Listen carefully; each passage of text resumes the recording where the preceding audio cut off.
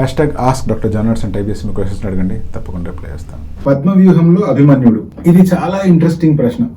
దీనికి ఆన్సర్ కూడా అంతే ఇంట్రెస్టింగ్ గా ఉంటుంది. ఎందుకంటే మైగ్రేన్ హెడేక్ ఉన్న వాళ్ళు విపరీతమైన హెడేక్ తో బాధపడుతూ ఉంటారు. వాళ్ళు వెంటనే పడుకుంటే కానీ, లేకపోతే మెడికేషన్ వాడితే కానీ, లేకపోతే ఒక నాయిస్ ఫ్రీ ఎన్విరాన్మెంట్ లో ఉంటే తప్పిస్తే ఆ మైగ్రేన్ హెడేక్ అనేటువంటిది తగ్గదు.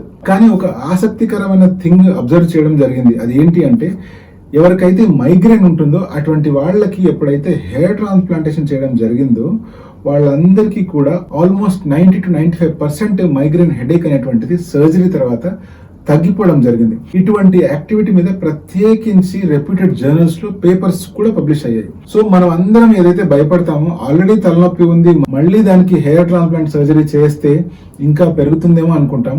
కానీ పారాడాక్సికల్ గా అటువంటి వాళ్ళకి తలనొప్పి తగ్గే అవకాశాలే ఎక్కువగా ఉంటాయి. సో ఫ్యూచర్ లో ఇంకేమైనా ప్రాబ్లమ్స్ వస్తాయా అంటే ప్రత్యేకించి ఎటువంటి ప్రాబ్లమ్స్ రావు. ఇంకా ఏమైనా జరిగితే మీ మైగ్రేన్ తలనొప్పి తగ్గిపోయే అవకాశాలు ఉంటాయి.